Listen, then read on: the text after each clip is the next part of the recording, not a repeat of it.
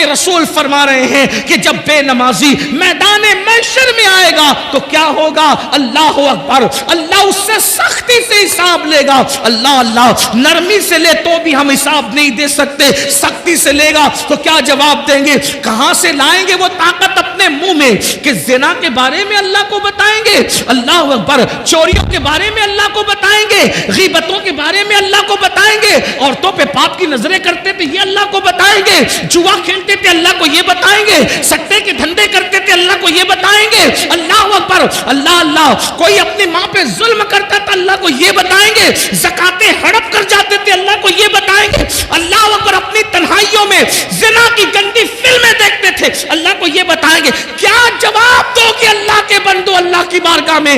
آقا فرماتے نماز چھوڑنے کی سزا یہ ہے کہ اللہ تم سے سختی سے حساب لے گا۔ کاش صرف 10 منٹ کا ٹائم نکال لیا ہوتا، 10 منٹ کا وقت نکال لیا ہوتا، کتنی بڑی بڑی مصیبتوں سے بچ جاتے، کتنی بڑی بڑی تکلیفوں سے بچ جاتے۔ اور اس کے بعد آقا فرماتے تیسری مصیبت میدان محشر میں یہ، اور یہاں 12 کا عدد پورا ہو جاتا ہے، 12 کا عدد مکمل ہوتا ہے۔ آقا ارشاد فرماتے ہیں بے نمازی کو اللہ جہنم میں داخل فرمائے گا۔ اللہ، بے نمازی کا ٹھکانہ جہنم ہوگا، اور جہنم کیا ہے؟ اللہ اکبر، اللہ کے رسول صلی اللہ علیہ وآلہ وسلم ارشاد فرماتے ہیں جہنم کے اندر اتنا شدید اور سخت ترین عذاب ہے نہ کسی آنکھ نے دیکھا نہ کسی کان نے سنا۔ آقا ارشاد فرماتے ہیں جہنم کا جو عذاب میں جانتا ہوں، آقا ارشاد فرماتے ہیں جہنم کا جو عذاب میں جانتا ہوں، اگر وہ تم کو پتا چل جائے تو تم ایسے پگھلنے لگو جیسے پانی کے اندر نمک پگھلنے لگتا ہے۔ آقا فرماتے ہیں اللہ کا عذاب جو میں جانتا ہوں اگر تم جانو تو تم اپنی بیویوں کے قریب نہ جاؤ، تم نکاح کرنا چھوڑ دو، تم اچھے کھانا کھانا چھوڑ دو، تم اچھے کپڑے پہننا چھوڑ دو، اور جنگلوں میں پاگلوں کی طرح بھٹکنے لگو۔ اللہ اکبر، وہ عذاب ہے۔ صرف جہنم کے عذاب کے بارے میں آقا نے فرمایا نا بے نمازی پر تیسری مصیبت یہ ہوگی میدان محشر میں اللہ اس کو جہنم میں ڈالے گا۔ سوچو، آقا فرماتے ہیں بخاری شریف کی حدیث کا مفہوم ہے کہ اللہ پاک جہنم میں سب سے ہلکا عذاب، اللہ جہنم میں سب سے ہلکا عذاب جس جہنمی کو دے گا وہ یہ کہ اس کے پیر کے اندر آگ کی جوتی پہنائی جائے گی۔ اللہ اکبر، جہنم میں سب سے ہلکا کم عذاب، بالکل پہلے درجے کا عذاب، یہ کم عذاب، سب سے ہلکا کم ترین عذاب کہ پیروں میں آگ کی جوتیاں پہنائی جائے گی۔ حدیث پاک کا مفہوم ہے جب اس جہنمی کو جس کو سب سے ہلکے عذاب کے طور پر اس کے پیر میں آگ کی جوتی پہنائی جائے گی تو اس کے سر میں اس کا بھیجا ایسے کھولنے لگے گا جیسے چولہے پہ رکھی ہوئی ہانڈی کے اندر پانی کھولتا ہے، اور پانی کھولتا ہے اور اس کا بھیجا کھول کے اس کے پیروں پہ گرے گا۔ یہ سب سے ہلکا عذاب۔ ایک حدیث پاک ہے جب جہنم کو بیل کے ناک کے ایک سوراخ کی طرح، بیل کے ناک کے ایک سوراخ کی طرح مشرق میں کھولا جائے گا تو مغرب میں جتنے لوگ کھڑے ہوں گے ان کی ناک سے بھیجا بھے کر کے گرے گا، بھے کر کے گرے گا۔ جس کو پورا جہنم میں ڈالا جائے کیا حال ہوگا میرے بھائیوں؟ صرف 10 منٹ، صرف 10 منٹ کیا ہوتا ہے؟ اگر مجھے یقین ہوتا نا کہ میں ایک ایک کے پیر پکڑوں گا تو وہ نمازی بن جائیں گے، میں کوئی مبالغہ نہیں کرتا، میں تمہارے پیر پکڑ کے کہتا نمازی بن جاؤ، کیونکہ دنیا اور آخرت کی ساری مصیبتیں نماز چھوڑنے کی وجہ سے، گناہ پر دلیری نماز چھوڑنے کی وجہ سے۔ مسجدوں کو آباد کرو، بچے کو نمازی بنا دو، گھر میں نماز کا ماحول بناؤ۔ سالن میں نمک زیادہ ہونے پہ بیوی کو مارا ہے، کبھی نماز کے لیے ناراض بھی ہوئے بیوی سے؟ بچہ اسکول نہیں گیا تو اس کو مارتے ہو، بچہ نماز نہیں گیا تو کبھی اس کو مارا ہے؟ نماز کو اہمیت دو، اور اگر سن لو نماز نہیں پڑھو گے تو پھر سن لو سیدنا فاروق اعظم کو جب زخمی کیا گیا شہید کرنے کے لیے، پورے بدن سے خون رس رہا تھا، آپ نماز کی تیاری کر رہے تھے، لوگوں نے کہا امیر المومنین پورے بدن سے خون رس رہا ہے اور آپ ابھی بھی نماز کی تیاری کر رہے ہیں، تو فاروق اعظم نے فرمایا لوگوں میں نے اللہ کے رسول سے یہ فرماتے ہوئے سنا کہ جس کی نماز نہیں اس کا دین نہیں۔ سبحان اللہ اللہ کے رسول علیہ السلام فاروق اعظم بیان کریں جس کی نماز نہیں اس کا دین نہیں، جس نے نماز چھوڑ دی اس کا دین میں کوئی حصہ نہیں، جس نے نماز چھوڑ دی اللہ نیکوں کی دعا سے اس کا حصہ ختم فرما دیتا ہے۔ سوچو کتنا بڑا نقصان ہے، صرف 10 منٹ کا وقت نہ نکالنے پر کب تک غفلت کرو گے، کب تک رنگریلیاں کرو گے، کب تک دنیا کی رنگریلیوں میں رہو گے، کب تک دنیا کی موج مستیوں میں رہو گے۔ آخر موت ہے موت، ایک دن روح کا رشتہ جسم سے ٹوٹ جائے گا، ایک دن روح کا رشتہ جسم سے ختم ہو جائے گا اور یہ وجود بے جان ہو کر ایک دن قبر میں اکیلا پڑا رہے گا۔ مگر یاد رکھنا میرے بھائیوں کوئی کام نہیں آئے گا، نہ ماں نہ باپ نہ بیوی نہ بچے۔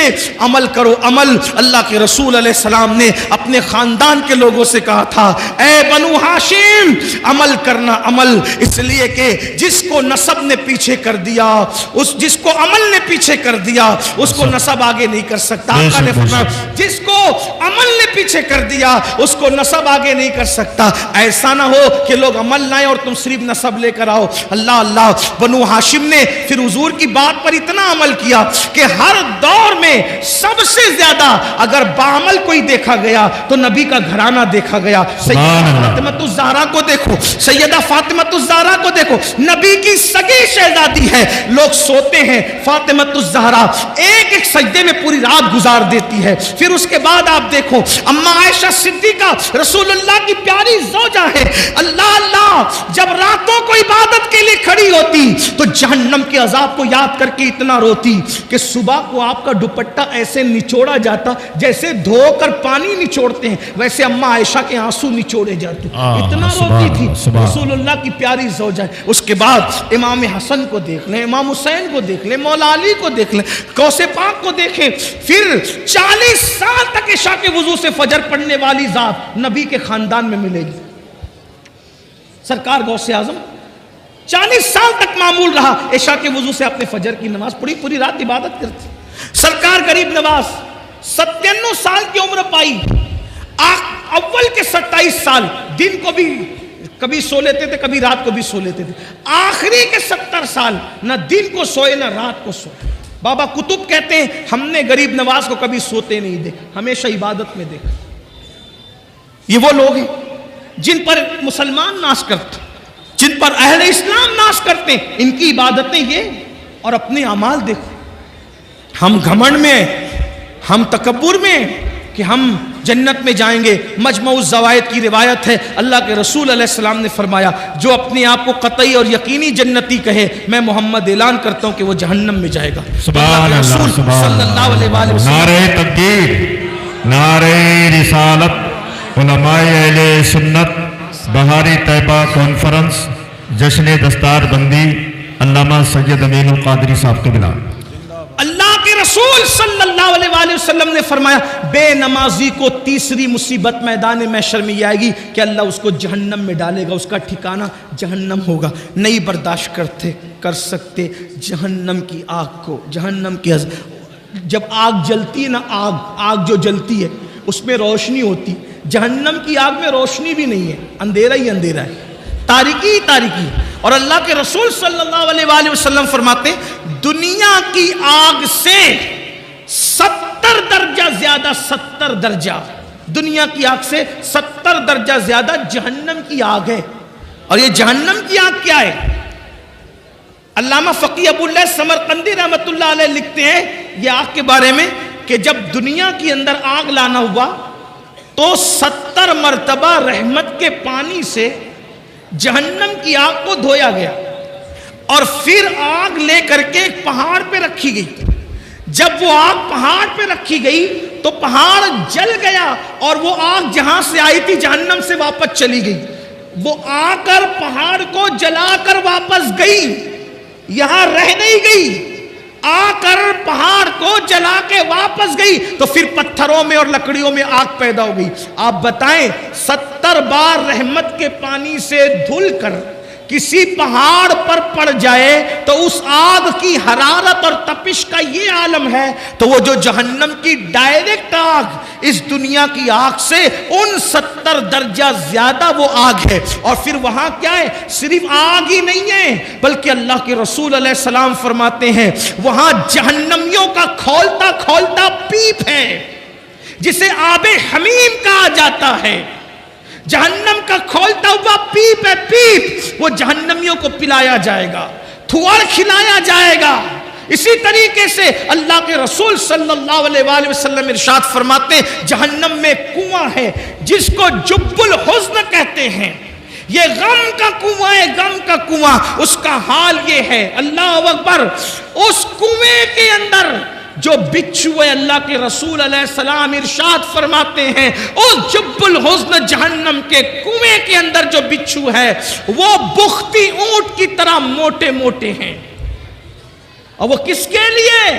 وہ بے نمازی کو ڈسنے کے لیے۔ صرف 10 منٹ کا ٹائم، آخری بات سمیٹ، میں اتنی لمبی تقریر نہیں کرتا، لیکن قاری یامین صاحب آ کر کے ہر 5 منٹ پہ بڑھاتے جا رہے ہیں تقریر کو۔ اس کی وجہ میں بتا دوں کہ قبلہ امیر سنی دعوت اسلامی آنے میں کچھ لیٹ ہو گئے، لیکن وہ اب امروہہ آ چکے ہیں، بس وہ جیسے ہی آئیں گے میری بات مکمل۔ آخری بات سن لیں، آخری بات، اگر اپنے بچوں کی دنیا اور آخرت کا بھلا چاہتے ہو، مسجدیں بھرو، نمازی بنو، نماز کی پابندی کرو، اور اس کے لیے کوئی مشکل نہیں، توجہ آپ کی، کوئی مشکل نہیں، آپ تہیہ کر لو، طے کر لو، آپ تہیہ کر لو، طے کر لو، میں نے نمازی بننا ہے۔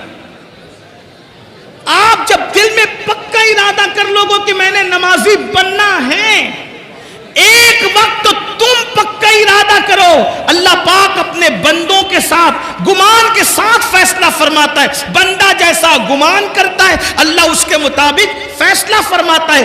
اگر میرا اللہ چاہے تو بشر حافی کو بغداد کے شراب خانے سے اٹھا کر کے مسجد کی کبوتری بنا دیتا ہے، کعبے کا مجاور بنا دیتا ہے۔ اس لیے بندہ کوشش کرے، اللہ ارشاد فرماتا ہے والذین جاہدوا فینا لنہدینہم سبلنا، جو ہماری راہ میں کوشش کرتے ہیں ہم ان کے لیے راستے پیدا کر دیتے ہیں۔ دل میں پکا ارادہ کرو، بچوں کو نماز کی اہمیت سمجھاؤ، بچیوں کو نماز کی اہمیت سمجھاؤ۔ نماز سے بڑا تعویذ کوئی نہیں، نماز سے بڑا کامیابی کا تمغہ کوئی نہیں۔ اللہ اکبر، نماز سے بڑھ کر کے اللہ تک پہنچنے کا عمل کے معاملے میں وسیلہ اور ذریعہ کوئی نہیں۔ اس لیے نماز کی طرف آؤ۔ 5 وقت مؤذن صدا دیتا ہے، مؤذن کی صدا پر لبیک کہو، اپنے آپ کو بدلو، اپنے آپ کو تبدیل کرو۔ نماز پڑھنے سے اتنی مصیبتوں سے بچو گے، اور سب سے بڑی بات انشاءاللہ جب نمازی بن جاؤ گے تو دل کے اندر گناہ کی نفرت پیدا ہوگی، دل کے اندر گناہ کی نفرت پیدا ہوگی، گناہ کے ماحول سے نکلو گے، نیکیوں کے ماحول کی طرف آؤ گے، انشاءاللہ یہاں بھی کامیابی ہوگی، وہاں بھی کامیابی ہوگی۔ ہر باپ چاہتا ہے میرا بچہ سدھر جائے۔ اللہ کے رسول علیہ السلام کے ظاہری دور میں ایک جوان کی شکایت لوگوں نے کی، یا رسول اللہ یہ جو جوان ہے نا میرے آقا، گناہ کرتا ہے، برائی کرتا ہے، ناجائز و حرام کام کرتا ہے۔ اللہ کے رسول نے فرمایا کیا یہ نماز بھی پڑھتا ہے؟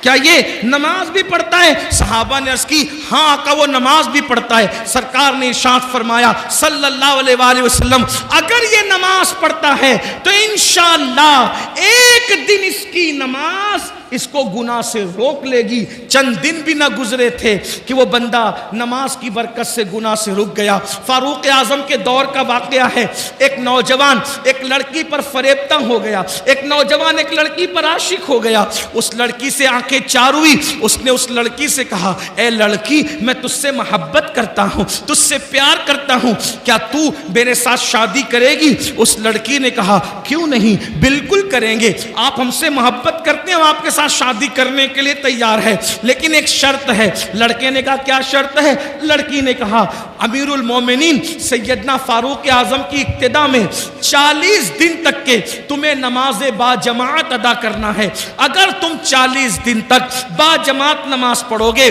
تو انشاءاللہ ہم شادی کے بارے میں سوچیں گے کیا ہوا، ایک دن 2 دن مرتا کیا نہ کرتا نماز پڑھنے کے لیے مسجد نبوی جا رہا ہے، فاروق اعظم کے پیچھے نماز پڑھ رہا ہے۔ 1 ہفتہ 2 ہفتہ 3 ہفتہ گزرے، جب 40 دن قریب گزرنے لگے تو لڑکی نے اپنی کنیز سے کہا کیا حال ہے اس عاشق آوارہ کا جو ہمیں شادی کا آفر دے رہا تھا؟ اس کی کنیز نے کہا وہ تو بڑی نظریں نیچی کر کے چلنے لگا۔ کہا ذرا چیک تو کرو کیا ہوا۔ جب اس لڑکی کی کنیز اس لڑکے کے پاس گئی، کہا آپ نے تو میری مالکہ سے شادی کا آفر کیا تھا اور اس نے 40 دن تک نماز کا لیے کہا تھا، بتائیں کیا خیال ہے؟ تو اس نوجوان نے کہا اب ہم شادی کے بارے میں سوچتے ہی نہیں ہیں، اس لیے کہ جب تک دل میں یار نہیں بسا تھا دل ادھر ادھر آوارگی کرتا تھا، یار کا پیار دل میں بس گیا ہے، اب کسی کی گنجائش ہی باقی نہیں رہ گئی ہے۔ تو یہ نماز کی برکت ہے۔ قرآن کہتا ہے ان الصلاۃ تنہا عن الفحشاء والمنکر، بے شک نماز ہر برائی سے ہر بے حیائی سے روک لیتی ہے۔ اپنے بچوں کو سدھارنے والوں، بچے تعویذ سے نہیں سدھریں گے۔ اپنے بچوں کو سدھارنے والوں، بچے مار پیٹ سے نہیں سدھریں گے۔ اپنے بچوں کو سدھارنے کا خواب دیکھنے والوں، گالی گلوچ سے بچے نہیں سدھریں گے۔ قرآن نے کتنا خوبصورت قانون دیا۔